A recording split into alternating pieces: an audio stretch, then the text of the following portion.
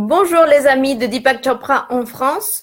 Bonjour pour cette belle journée de mardi où nous allons continuer à explorer les 7 lois spirituelles du succès. Aujourd'hui, nous allons parler de la loi de cause à effet. On a déjà évoqué cette idée de passer une journée à prendre conscience de ses choix et que tous les choix, on a plein de choix en une seule journée. On va revenir plus profondément dans cette idée.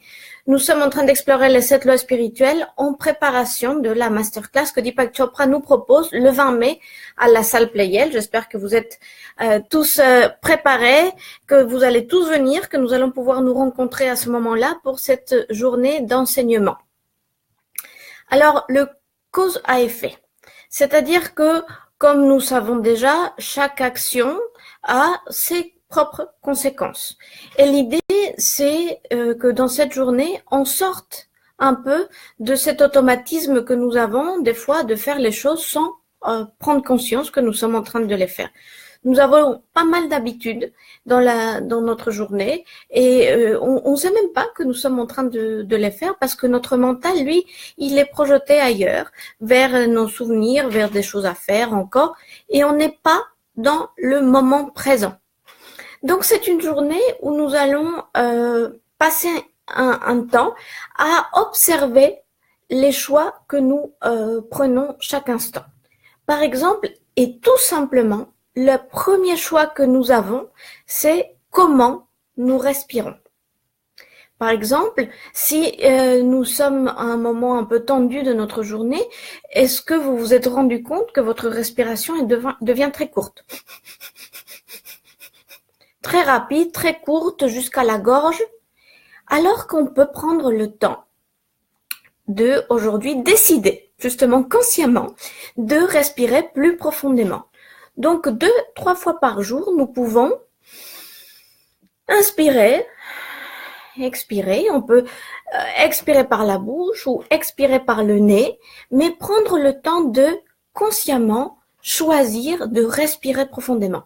Ça ne prend que quelques instants et déjà, ça va nous donner une autre présence, une autre sensation à l'intérieur de notre corps.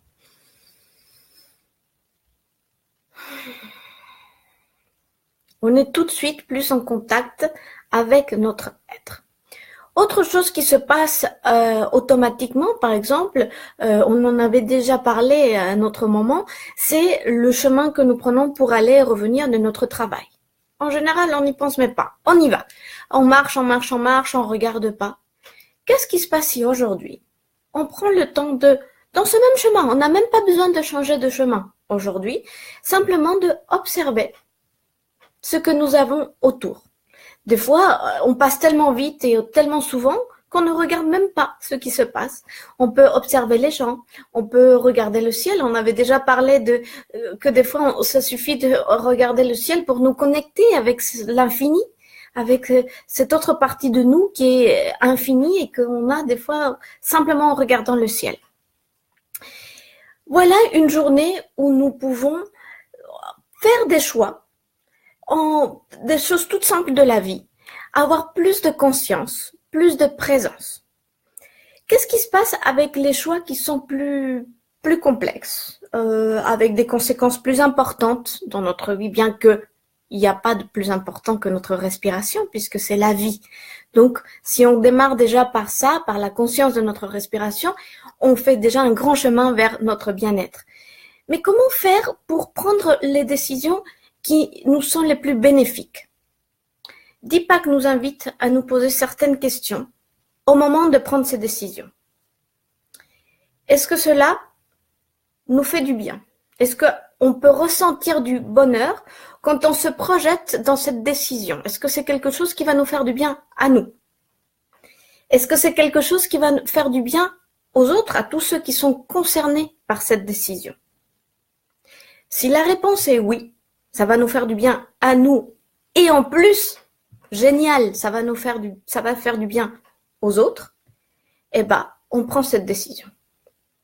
Si par contre, on sait que si on prend ce chemin-là, si on décide ça, eh ben, ça va être compliqué, ça va être dur, ça va créer d'autres problèmes et en plus, ça risque de ne pas faire du bien à d'autres personnes, eh ben, c'est peut-être pas la meilleure voie. Ça, c'est déjà une technique simple pour pouvoir savoir si ce qu'on va choisir, si la voie qu'on décide, c'est celle qui nous convient le plus. Cela veut dire, encore une fois, et comme on l'a évoqué à chaque jour dans notre chemin des lois spirituelles, être en contact avec notre intérieur. C'est une autre façon de changer la vision du monde, de l'extérieur, avec tout tous les bruits, avec tout ce que disent les gens, avec la télé, le portable, les réseaux sociaux, tout ça, de changer ce bruit et écouter ce que nous avons à l'intérieur. Non pas faire des choix par rapport à ce qu'on pense que les autres pourraient croire que, mais être avec notre propre intérieur et nous, avec nous-mêmes, choisir ce qui nous convient le plus et encore mieux ce qui convient aux autres. Ensuite, nous avons une autre possibilité aujourd'hui, c'est de prendre conscience de ce que nous disons, les choses qui sortent de notre bouche. Là aussi, on peut vraiment faire attention et avoir un changement. Est-ce que ce que je vais dire est gentil? Est-ce que ce que je vais dire est vrai? Est-ce que ce que je vais dire sert à quelque chose? Encore une fois, est-ce que ce que je vais dire est gentil? Est-ce que ce que je vais dire est vrai, est la vérité? Et ce que je vais dire sert à quelque chose que je le dise? Ces trois questions-là nous permettent de savoir si la phrase que nous allons dire ou si les choses que nous allons dire peuvent servir les autres, peuvent aider les autres. Est-ce qu'on parle pour parler, pour dire n'importe quoi et nous ne se rend même pas compte que nous sommes en train de blesser les gens? Au lieu de se connecter avec nos automatismes, prenons conscience aujourd'hui de ce que nous allons dire et prenons soin de dire des choses gentilles, qui font du bien, qui sont vraies et qui peuvent faire du bien aux autres. N'oubliez pas la loi du lundi, le don. Quand on donne, on va recevoir. Si on donne de la gentillesse, on va recevoir cette même gentillesse. Ça a été un vrai plaisir de passer toutes ces matinées avec vous à explorer les 7 lois spirituelles du succès.